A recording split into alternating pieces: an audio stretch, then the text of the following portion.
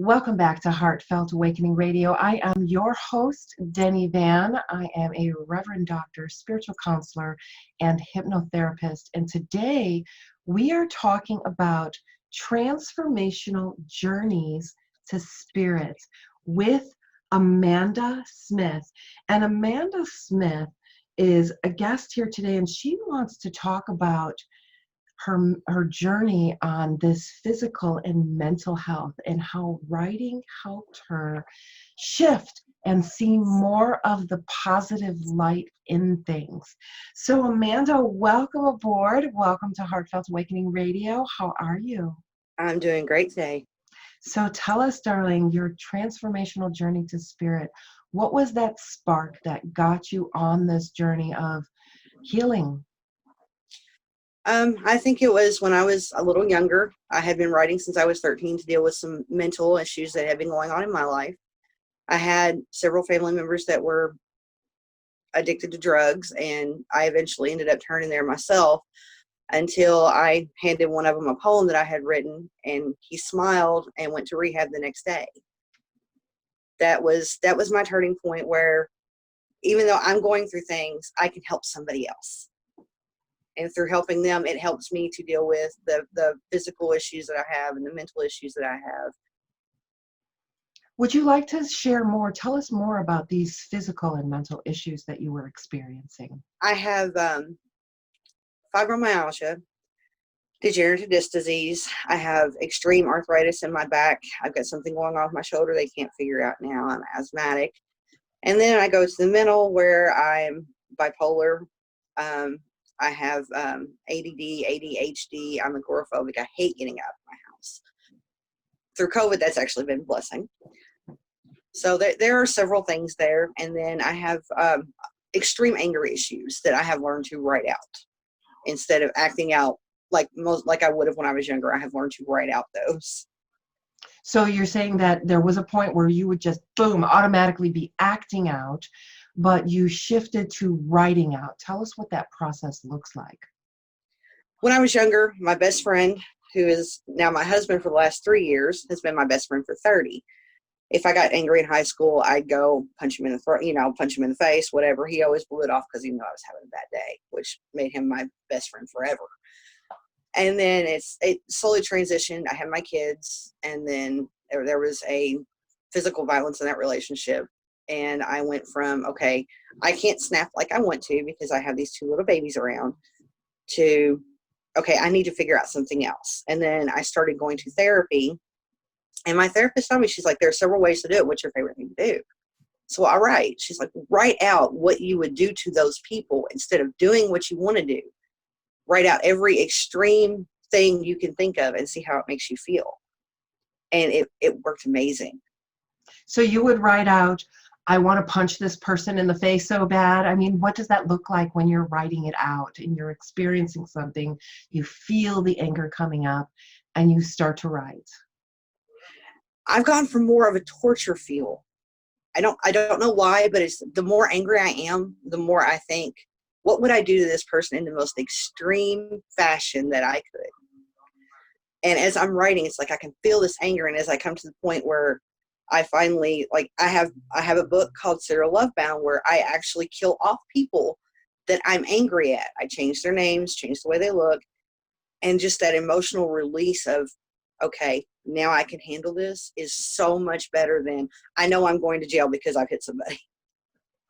Yeah, so that must have been, a nice shift for you to not act on it, but actually produce some stuff. You said you wrote a book from some of the things you've written out. What was the name of the book? Serial Love Bound. Serial Love Bound. So it's a fictional book? It is. Tell us a little bit more about that.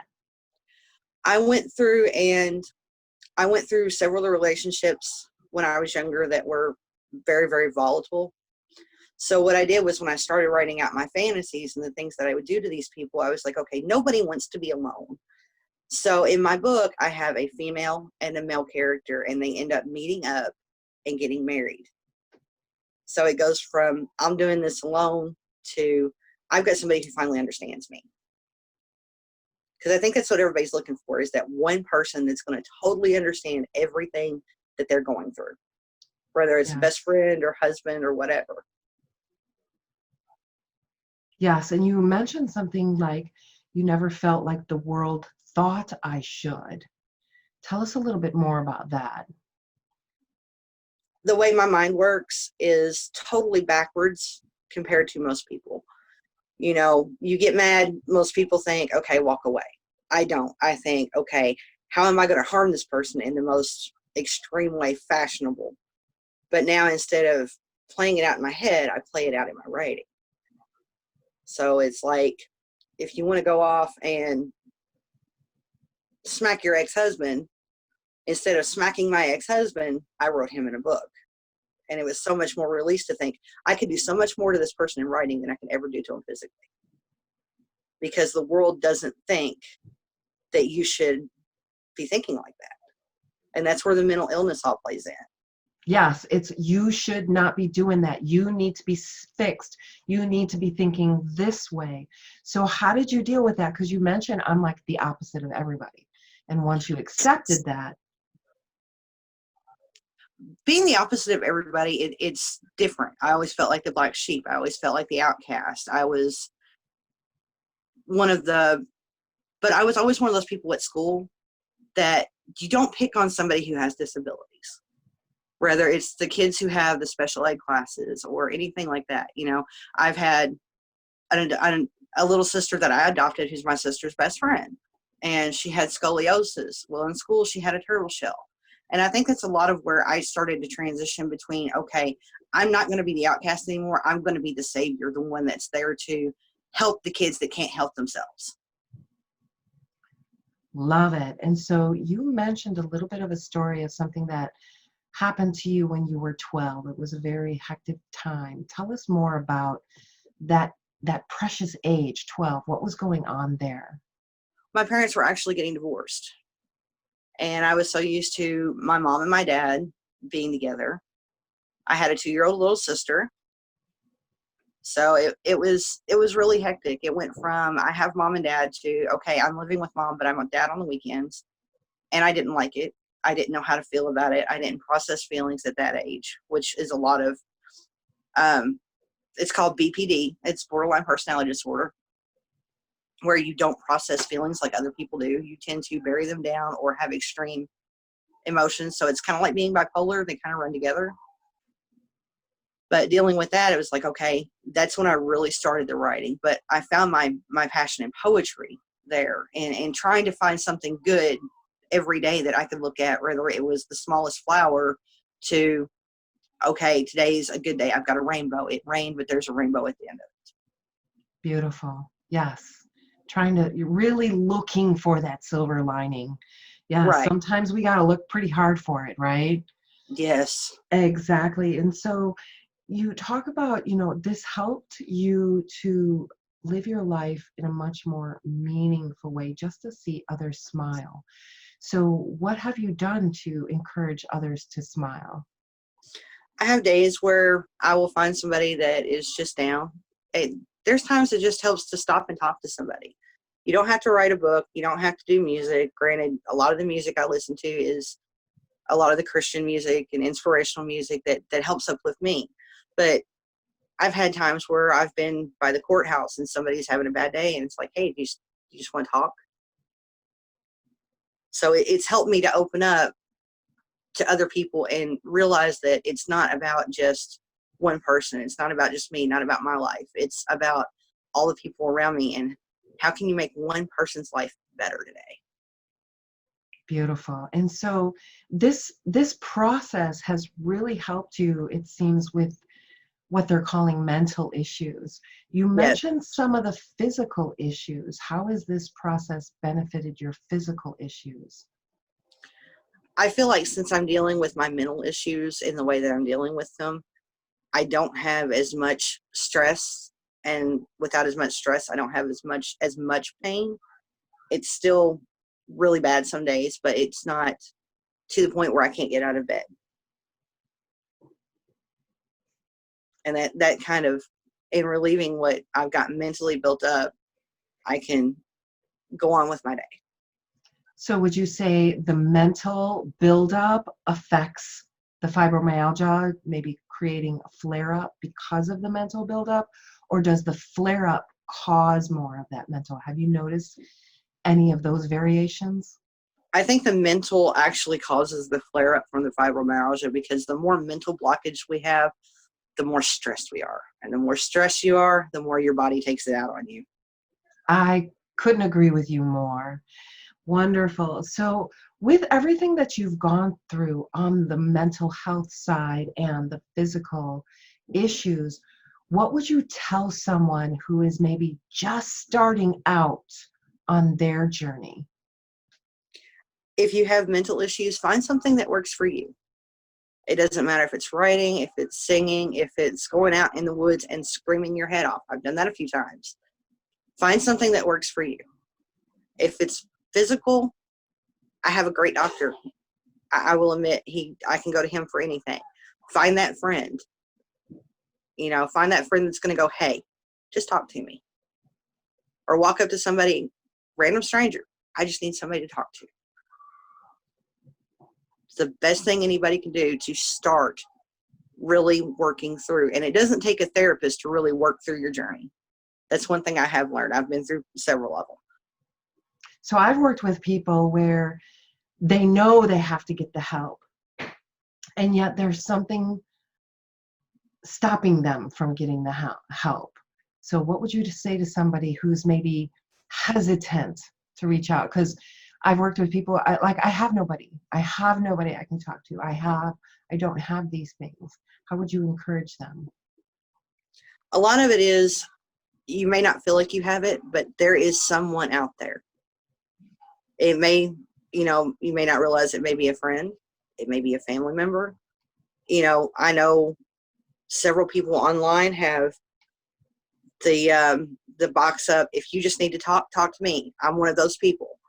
If you go to my author page, there is a place where you can message. And it's not, a lot of people, it's embarrassment that keeps them from getting the help. I'm afraid I'm going to be looked at different. But in being looked at different and in being different, you have a different perspective of how life is. And that can help somebody else as well as helping you. Absolutely. Absolutely. You mentioned your author page. Can you tell us about that? I started my author page in 2012 when I did my first poetry book.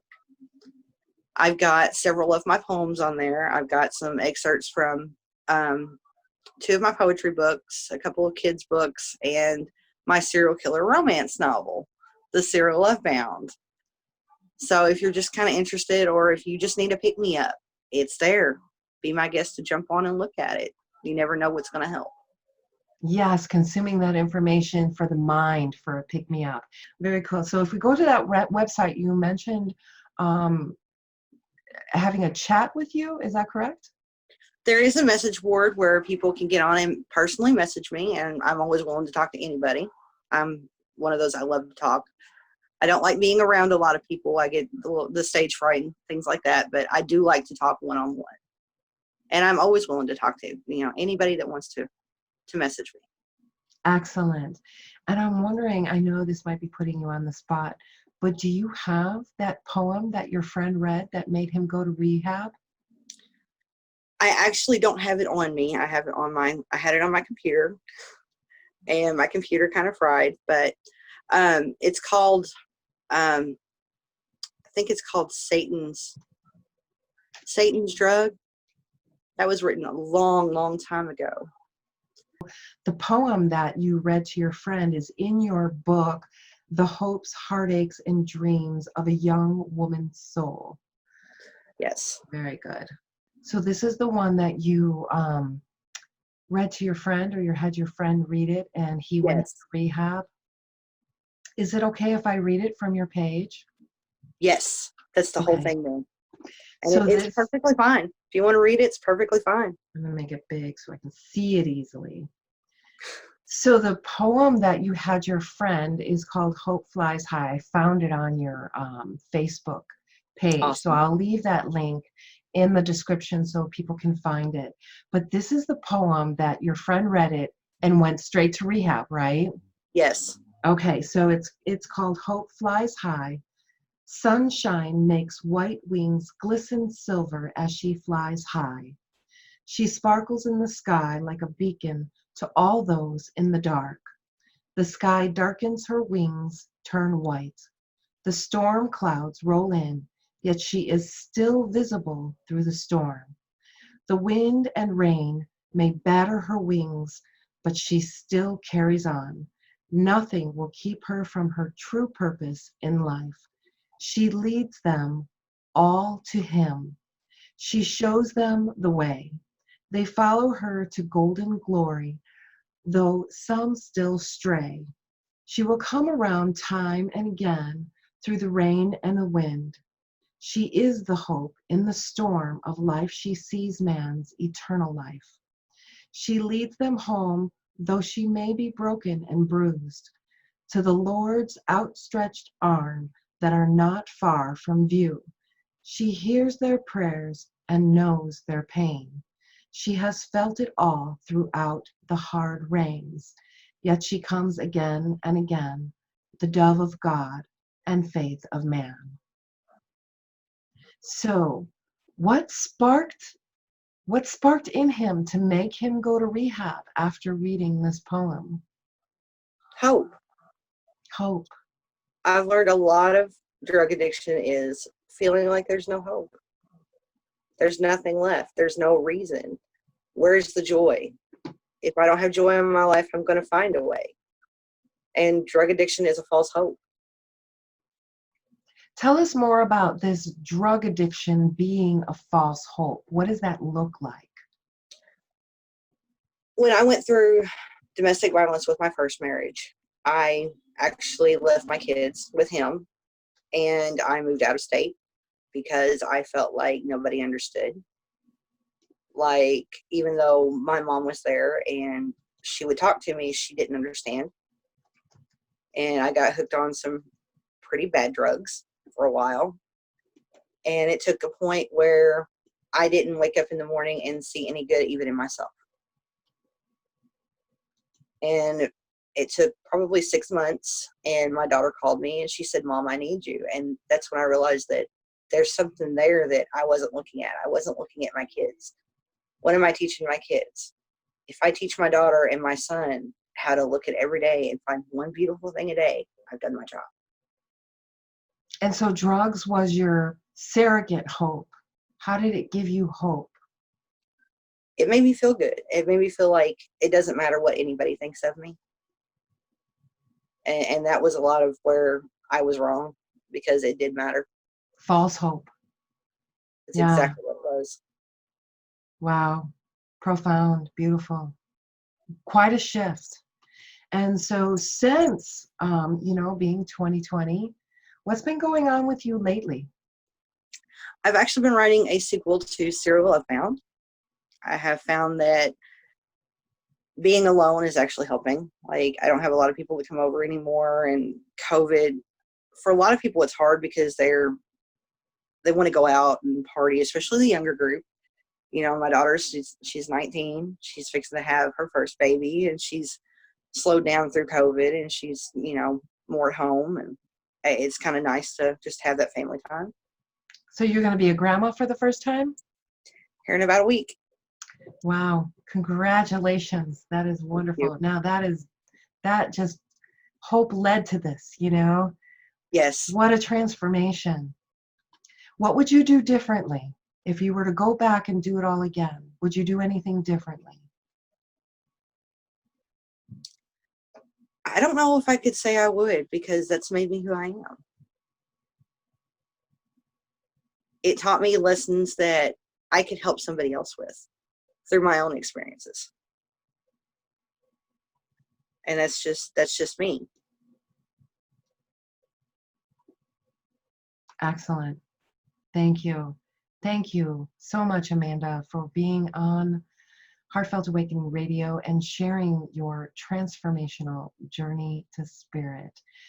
Do you have any words of advice for anybody listening who might be in the midst of this battle?